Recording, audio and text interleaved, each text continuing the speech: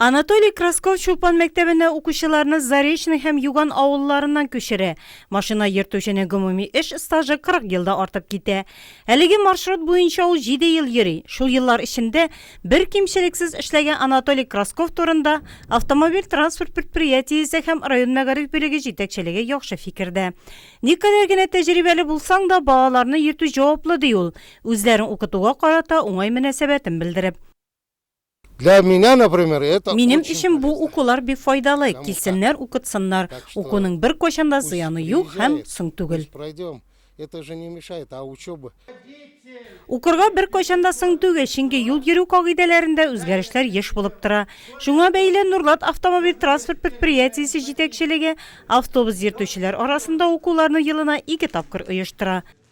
10 елдан чыкты яңа правилалар үзлеге, анда менә бу школьный перевозкалар буенча статьялар бар. Шуңа күрә без менә бүгенге көнне шундый представительный әйтегендә җыелышып үткәрдек шу занятие. Хәзер безгә килде Әлмәт шәһәреннән Шаронов дигән преподаватель, ул Закамский зонада бөтен менә предприятиеләргә килеп обучать бирә. Мәктәп автобуслары җитди контрольдә. Аптечкадагы дарулар, автобусларның төзеклеге барысы да гыйнвар аенда үткәрелгән шәһәр прокуратура тикшерүеннән читтә калмаган. Были выявлены нарушения.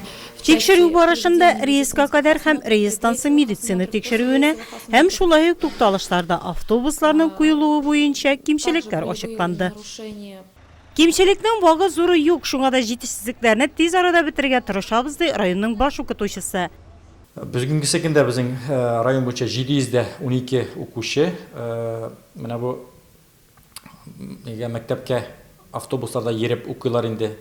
Безнең 34 мәктәп автобусы бүгенге көндә бу мәктәп ара маршрутларны балаларны ертәләр инде безнең анты маршрутларыбыз. Бу республикада иң күбе дип атала. 34 автобус йөри безнең, шуның 32-се йөри, 2-се резервта бүгенге секенде. Бу инде автобустың берәрсе ватылган чиракта АТП предприятиесе менә бу резервта булган автобусны рейска чыгара. Маршрутларга килгәндә алар инде безнең 36, бу шулай ук республикада иң күбе. Укуларга җыелган автобус йөртүчеләр белән киңәшмә дә үткәрелде. Шоферлар үзләрен борчыган проблемаларны рәсми затларга җиткерде.